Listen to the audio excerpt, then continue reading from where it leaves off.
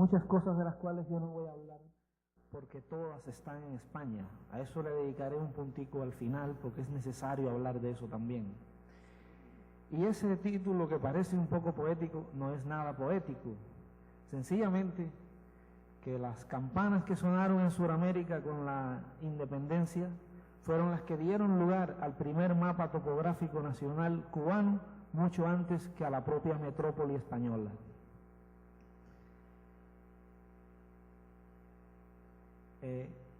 No podría hablar de todo el tamaño y la importancia del acervo que nosotros conservamos sin hablar de la cuestión geográfica, el papel que jugó el lugar donde se encuentra Cuba y específicamente el lugar donde se encuentra La Habana. Todos conocemos de la historia, la cuestión de las concentraciones de flotas en La Habana, el desarrollo de una economía de plantación, la trata negrera, sobre todo, le dio un avance tremendo a la ciudad. En los documentos nosotros tenemos evidencias, hay momentos que hay 200 buques y algo más dentro de la bahía. Y yo menciono la cuestión de la trata negrera para la importancia de La Habana, porque incluso eran los únicos barcos que podían entrar de noche a la bahía. De manera que incluso la importancia que tenía este enclave para el dominio español queda claro en esa frase que está ahí abajo, dentro de una real orden de la época. Esto es una vista para que conozcan la institución donde yo radico. A la izquierda aquí, que tanto se ha hablado de los Borbones, María Cristina de Borbón, que en 1840 fue la que firmó la Real Orden, y ahí esa es la tarja conmemorativa que tenemos en la institución de cuando se formó el Archivo Nacional. Yo no le voy a hablar de la formación de la colección porque me demoraría mucho, es decir, los sujetos productores que dieron lugar a estos mapas, o por qué se encargaron los mapas, etcétera. Solo quiero aclarar al principio que en un archivo el mapa no es un ente aislado, o sea, el ente está relacionado con conjuntos documentales. Y también decir en primera instancia que nuestra documentación más antigua es desde 1578, porque anterior a esto La Habana fue asaltada varias veces por piratas y corsarios. Y bueno, son famosas las incursiones de 1538, 1555, etc. Este mapa no lo pongo por casualidad al principio, aunque no es de los primeros. Sencillamente lo pongo porque, hablando de memoria, de Cuba no quedó nada del descubrimiento. O sea, no hay una absoluta carta o mapa que relacione a Cuba con el descubrimiento. Hasta el momento no se conoce, a pesar de incluso los viajes alrededor de ella del propio Cristóbal Colón. Pero la coloco porque dentro de los primeros pobladores que tuvo La Habana estuvo la familia de la Torre, y a lo largo de mucho tiempo fue teniendo un archivo personal esta familia, con la cual un descendiente de ellos en el siglo XIX logró armar este mapa que está aquí, y a él le agradecemos que se haya salvado lo único que quedaba de la cultura originaria de nuestro país, que es la toponimia, que logró salvarse gracias a esto. Es decir, todo un conjunto. Bueno, ese es el título, que es enorme, tiene el récord del título más largo que tenemos en la colección, porque habla, bueno, de las tierras circunvecinas, de las divisiones de los naturales, etcétera. Y bueno, una pequeña ampliación para que vean algunos de esos topónimos. Es decir, que lo coloco en esto por el momento en que se trata de... Y bueno, como toda colección, les voy a ir mostrando algunas cosas que poseemos nosotros, pero también me voy a ir, para irme deteniendo en algunas cosas. Este mapa, por supuesto, no está en La Habana, está en el archivo del Museo Naval de Madrid, pero igual que aquí se habló de... en un momento alguien refirió que el mapa de Balsemüller era como el acta de nacimiento de América. En la cartografía cubana, el mapa de Juan de la Cosa, el que salió anteriormente, es nuestra acta de nacimiento. Esto es una copia que tenemos nosotros de este señor Ramón de la Sagra, que fue el que hizo una en 1837, la parte americana la publicó. Nos hemos dado a la tarea de ir, aunque sea en copias facsimilares, ir reuniendo todo el acervo. Ese es la primera vez donde sale impreso el mapa de Cuba, y pertenece al famoso Isolario de Benedetto Bordone de 1528. En nuestro país también se usaron etiquetas para legitimar la colonización. Esto es todo conocido. Esto es precisamente aquí en la zona de Brasil. Una de las etiquetas que le colocaban era el canibalismo salvaje por donde quiera para la necesidad de civilizar el territorio. Eso es de un mapa de Sebastián Münster, que lo que hizo sencillamente fue trasladar las costumbres de la época medieval hacia acá, hacia ese mapa, cuando se cogían a los cazadores furtivos y como forma de escarmiento se colgaban sus restos así. Eso era lo que sucedía en Alemania en esa época. Y a nosotros lo que hicieron fue un poco más sutil, porque en mapas del siglo XVI colocaban negros que no los había todavía en nuestro territorio, o colocaban indígenas de otros territorios que no tienen nada que ver con nosotros, pero sencillamente para colocarnos esa etiqueta de la necesidad. Y así en la colección también, bueno, hay cosas de Wigfly, de Mercator, de Vincenzo Valgresi, del propio Ortelius, de ediciones que fueron de principios del siglo XIX, no son las originales. Pero hablando del proceso de formación del mapa nacional, prácticamente toda esta época son mapas hechos desde Europa, desde Francia, desde Inglaterra, donde la cuestión esta que uno siempre analiza de coincidencia geográfica, de la cuestión geométrica, estaba muy alejado de la configuración que tenía nuestro mapa. Incluso este es un mapa español de Juan López, que era el hijo de Tomás López. Sin embargo, también era un mapa muy inexacto, y esto ya es cerrando casi el siglo XVIII. Es decir, que nuestro mapa no tenía forma aún a fines del XVIII. Era y prácticamente casi ninguno de estos, o ninguno de estos que yo les he mencionado, estuvo acá en nuestras tierras, y no llega a conformarse, o sea, la configuración más exacta de nuestro país hasta las visitas de Alejandro de Humboldt en 1800 y 1804. Es decir, Humboldt, por primera vez, la posición astronómica de todas las principales ciudades y puertos de Cuba quedó bien fijada en un mapa con una configuración muy, muy parecida a la que tenemos hoy. Humboldt en Cuba le dio un avance a la estadística tremenda a pesar del poco tiempo que estuvo. Claro, como hablaban ayer aquí de antier de los criollos, él se valió de muchos artífices anteriores que él, incluso de una expedición que después vamos a hablar más adelante que estuvo en Cuba. Lo que sí es cierto que ese libro del ensayo político de la isla de Cuba sentó las bases para la geografía moderna en Cuba, y por eso es que es conocido en nuestra historia como el segundo descubridor de Cuba. La obra de Humboldt tuvo muchos seguidores en Cuba, como José María de la Torre, y algunos aspectos como este tipo de gráficos, etcétera, fueron apropiados en nuestra tradición cartográfica posterior.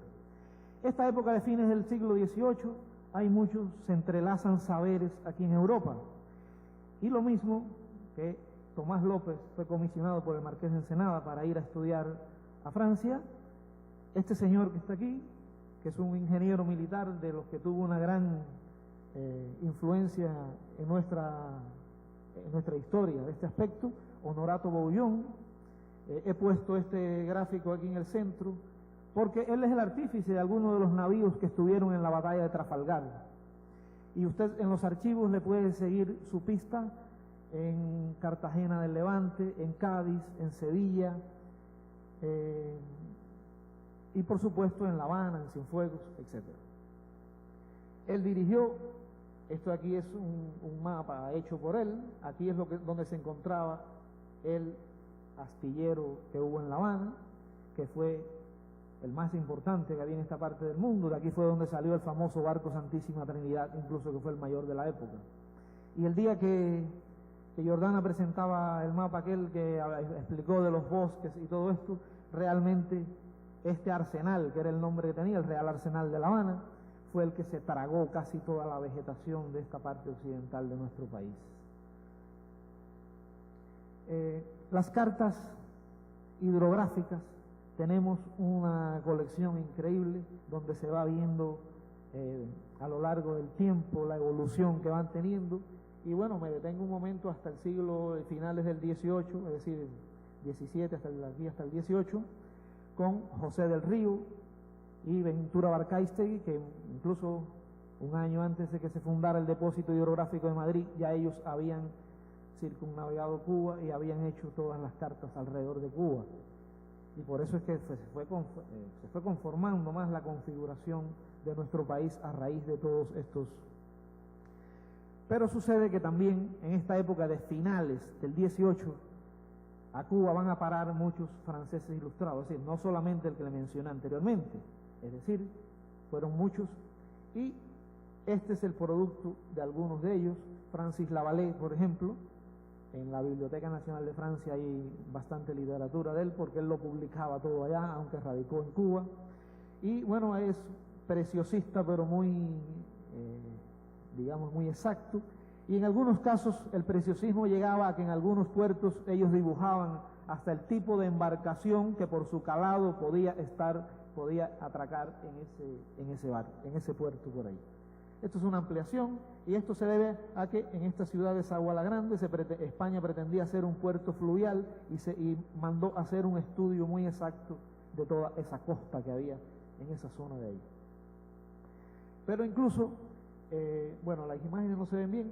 Estos eran los mapas muy preciosos, muy artísticos que hizo Antonio López Gómez en Cuba, de toda la zona de los puertos de Cuba.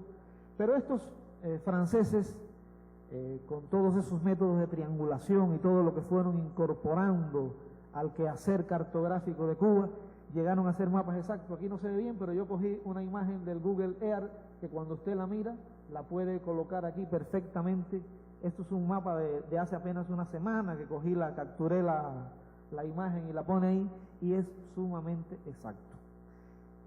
Como hoy se está hablando de tecnología, déjeme decirle que nosotros tratamos de usar un software que se nos dio cuando fuimos a la reunión de Suiza, o algunos lo que se llama Map Analyze, pero escuchando, a mí no me ha dado mucho resultado en eso de la deformación de la grid y esas cosas. Y voy a seguir por la parte que estaba en la reunión que hubo el martes en una de esas aulas que trataba con los sistemas de información geográficos. Vectorizando mapas creo que es el mejor camino, porque tienes en cuenta las proyecciones y esas cosas. Y bueno, solo un comentario de este aspecto. Y en el caso de las ciudades, tenemos muchos planos de ciudades. Estos son ciudades que fueron fundadas, bueno, la ciudad primada de Cuba, Baracoa, Santa María del Puerto del Príncipe, San Salvador del Bayamo, Santiago de Cuba, que realmente eran ciudades semirregulares. Y la regularidad de lo que se hablaba ayer aquí en el caso de La Habana también se alejaba de aquellas leyes de Indias, porque estaba condicionada por un recinto fortificado. Déjeme decirle que, hablando del principio que hablaba yo de la ciudad de La Habana, de la importancia y de los mapas, nosotros en nuestro país tenemos, bueno, tenemos más de un centenar de mapas de esta época colonial.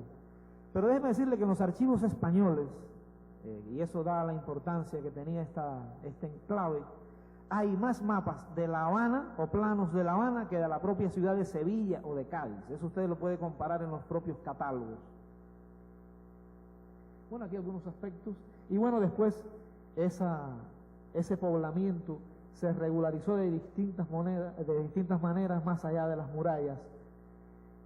Eso sí, a finales del 18 y todas las ciudades que se fundaron en el siglo XIX sí fueron regulares en Cuba. Y con una regularidad a veces pasmosa, donde el clima llegó con la ciudad de Fernandina de Jagua o Cienfuegos. Es el mapa que está el plano que está en la parte posterior.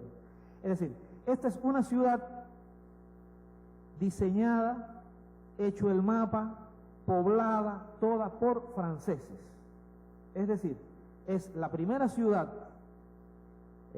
poblada por franceses en territorio español.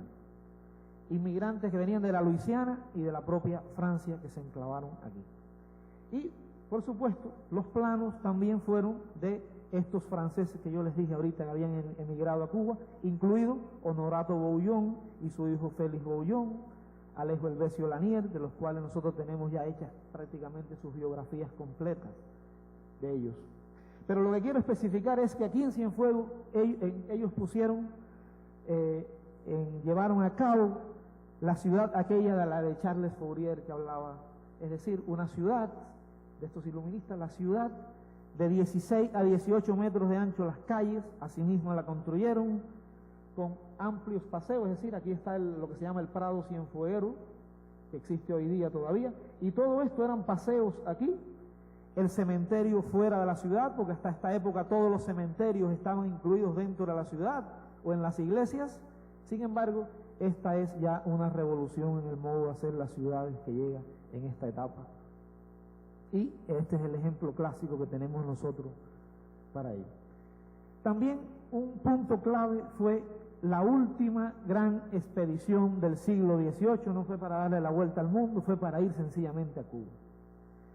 Porque a pesar del tamaño de nuestra isla, que no es muy grande, había lugares todavía sin explorar y había necesidad de fundar ciudades en puntos estratégicos para la corona española, para la economía de plantación y todo lo que se había ido desarrollando en el país.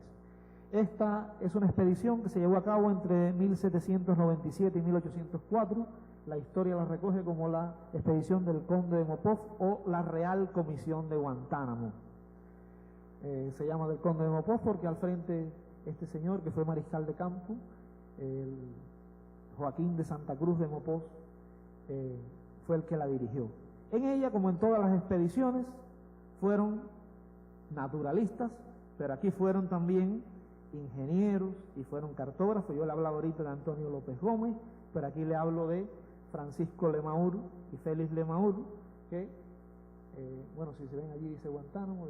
Y yo pongo esto aquí, esa es la foto de ese documento, porque realmente de esta expedición nosotros tenemos documentación porque quieran o no lo querían, tenían que interactuar en la expedición con las autoridades y se generó mucha documentación entre la expedición y las distintas instituciones gubernamentales. Porque lo que quiero decirles es que los resultados de esta expedición, que fueron 13 cuadernos de este tamaño, fueron hacia el Museo Naval de Madrid y nunca regresaron para acá. Apenas se publicó uno solo, donde esa parte de la comisión, o sea, una subcomisión de esas 13 que había, estaba dirigida por Juan Tirri y Lacy, que era español. Pero entonces esas otras que estaban involucrados los franceses, eso nunca se llevó a publicar. Y yo creo que el otro día se abordó esto aquí más o menos, que eso se tenía como algo casi que una traición con la participación de los franceses y todo aquello en la época. Pero lo cierto es eso, que allí están en el archivo del Museo Naval. Bueno, esto lo había puesto para ubicar a los hermanos Lemaur, estos dos ingenieros.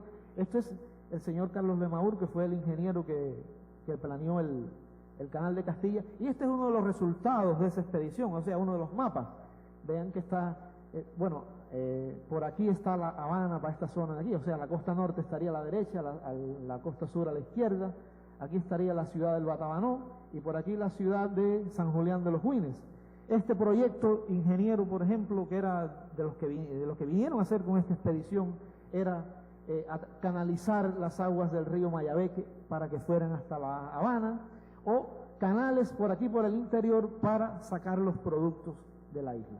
Una obra inmensa que no se llegó a realizar. Pero lo que sí quedó fue los estudios topográficos y geográficos que en ella se realizaron y que dieron lugar a que en 1837 se pudiera hacer el primer ferrocarril de Hispanoamérica en 1837. Es decir, esto es un mapa completo del proyecto del ferrocarril, pero fue realmente de aquí, desde el Bejucal hasta La Habana, el primer tramo de ferrocarril que hubo en Hispanoamérica. También les hablaba que se habían fundado ciudades. Este es lo que hoy es el casco histórico de la ciudad de Guantánamo, de Santa Catalina del Guaso. Allí se ve la firma de Antonio López Gómez, que fue de los que participó. La ciudad de Nuevitas también, en un enclave costero muy importante para la zona oriental central de Cuba. Y aquí no sé por qué no ha salido. Ah, bien. hasta que llegamos a este punto que fue con el que empecé a hablar, es decir, la década del 20 en nuestro país. Después que han sucedido todas estas cosas aquí en Hispanoamérica, se da la orden de efectuar un censo, pero ipso facto urgente tenía que ser un censo y un mapa. Se crea una comisión donde al frente se ubica a un ingeniero militar, José Jasme Balcour e Isnardi, y lo curioso de todo esto es que estos militares solamente coordinaron la actividad. Todo ese mapa, que es el primer mapa topográfico nacional de Cuba, lo hicieron los agrimensores. Es decir, por suerte tenemos la documentación que prueba todo eso, tenemos la memoria de la carta, cómo fue que se hizo, todo, y si lo fuéramos a deconstruir se picaría en muchos pedazos eso con la labor de todos esos agrimensores. Y esto es lo que nos da a nosotros pie para hablar de que en Cuba no podemos hablar, aunque haya influencia de ingenieros militares, pero realmente el gran peso de toda la labor cartográfica que hubo en Cuba fue la labor de los agrimensores. Ahí se dan algunas características, es decir, para esa época un mapa en una escala en 32.000, eso era fabuloso. Imagínense que España, bueno, el mapa se empieza a hacer en 1824, lo termina en el 31, pero por la cuestión de grabarlo, que se lo llevan a Barcelona, se viene a publicar en 1835. En España, después de la ley esta famosa de tierra en 1859, es que se empieza a hacer el mapa topográfico nacional. Y si mal no me equivoco, en Portugal la Carta Geral del Reino es del 56. Es decir, que estamos hablando de mucho antes. Esta es allá en una de nuestras mesas el tamaño que coge toda la carta. Esta es la memoria justificativa de la carta. Aquí yo, bueno, no se ve bien, pero bueno, lo que había sacado una parte, porque incluso te habla de todos los instrumentos que utilizaron para armar la carta. O sea que esto es también una información muy importante. Y este es el censo, que yo creo que el censo en su primera página es muy elocuente del por qué hubo que hacer todo aquello con tanta rapidez. Es decir, ¿cómo tenemos que analizar esto? Tenemos una situación de efervescencia independentista en América. Por el norte allá, recién había una doctrina Monroe, es otro aspecto que en el caso nuestro tenemos también que analizar en sus inicios. El gobierno, ¿qué hace? Divide al país en 3 departamentos, occidental, central y oriental. Había una sola audiencia en La Habana, pues funda una en el centro del país, en Santa María, el Puerto del Príncipe, y funda otra audiencia en Santiago de Cuba, y declara para el país un estatus de plaza sitiada. O sea, el gobierno es como decir, se quita, lo que en la actualidad quitamos las garantías constitucionales y el gobierno es dueño de hacer todo lo que quiera desde el punto de vista militar. Ese es el momento en que estamos hablando aquí. Es decir, había un temor por parte de la corona a perder la colonia más importante que le quedaba en esta parte del mundo, y por eso hace todo este esfuerzo. El censo salió antes de la carta, y tanto la carta como el censo estuvo siempre hecha por estos mismos ingenieros militares que estaban al frente, es decir, fueron los que la dirigieron. Y no puedo dejar de mencionar también, dentro de los ingenieros militares, el más militar de nuestros ingenieros y el más ingeniero de nuestros militares, porque incluso hasta nació en una institución militar, que es Francisco de Alvear y Lara. Francisco de Alvear y Lara hizo más de 100 obras de ingeniería en nuestro territorio. Fue el que diseñó la carretera, que es el eje central a lo largo de todo el país. Por supuesto que están los mapas de todo esto, el ferrocarril central, parte de las redes telegráficas del país. Y este segundo, este que está aquí, que no se ve muy bien, es el que lo inmortaliza realmente, porque es el acueducto que aún hoy le da el agua a La Habana. Es decir, un acueducto que todavía existe, que aquí está, bueno, alguna de las fuentes de él, todavía está. Y también ponemos este mapa aquí abajo de gran importancia para nosotros, porque es el primero en emplear las curvas de nivel en los mapas topográficos en Cuba.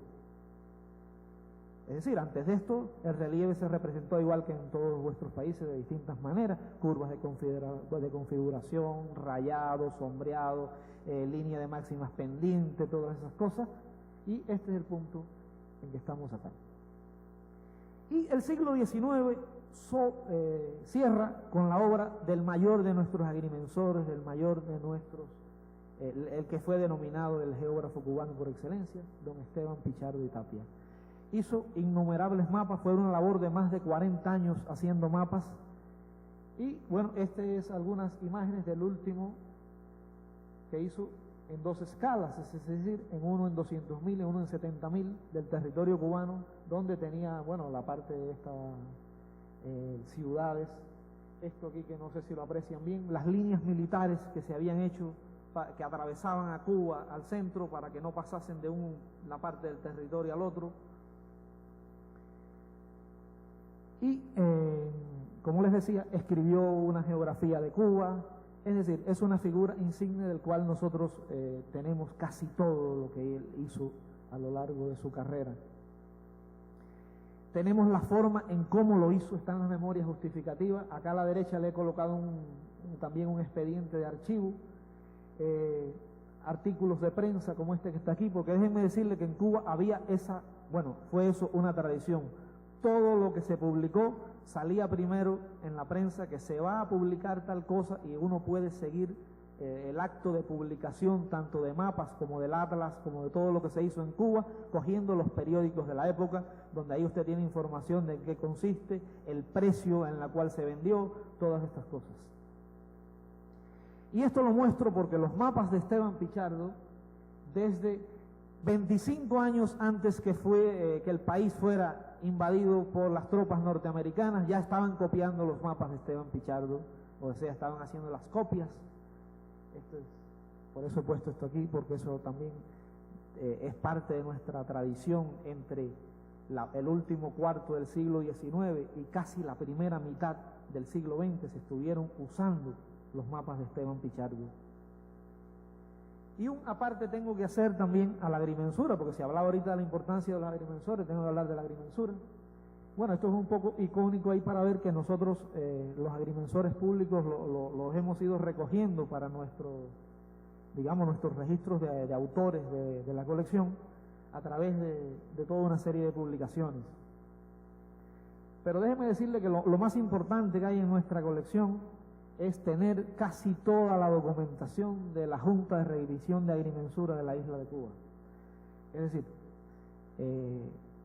como dijo Jordán el otro día, hasta el siglo XVIII ya había actividad de estos agrimensores, pero era un poco anárquica, dependía de cómo los municipios, de lo que querían hacer los municipios, para decirlo de otra forma, porque incluso hubo gente que no fueron ni agrimensores y midieron tierras.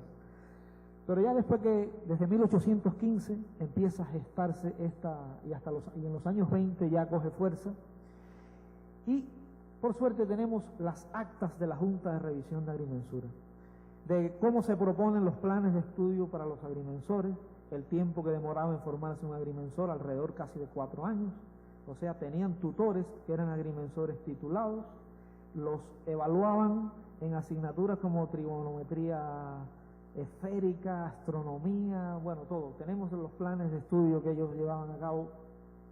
Pero lo fundamental son los aportes que hacen dentro de la tradición cartográfica que hubo en esta época. Es decir, aquí se ha hablado en estos días, por ejemplo, del uso de muchos meridianos para referenciar, digamos, o sea, en Cuba, Isla del Hierro, Cádiz, Madrid, bueno, todas esas cosas. Y entonces sencillamente se ponen de acuerdo, vamos a utilizar todo el mundo el meridiano de La Habana. Eso fue lo que se hizo, y por eso hay una gran normalización a la hora de usted imbricar aquí muchos planos en Cuba.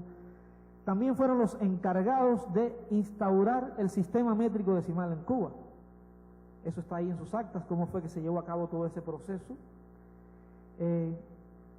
Para mí, uno de los aportes también más grandes fueron el proyecto que salió de aquí de formar un archivo general de agrimensura en La Habana y archivos en las subdelegaciones que había a lo largo del país. Esto se reguló de que en esos otros archivos, cuando se hiciesen los planos, había que mandar copias para ese archivo general, y gracias a eso, aunque no se salvó todo, se salvaron muchos y son los que tenemos, muchos de ellos en nuestra colección.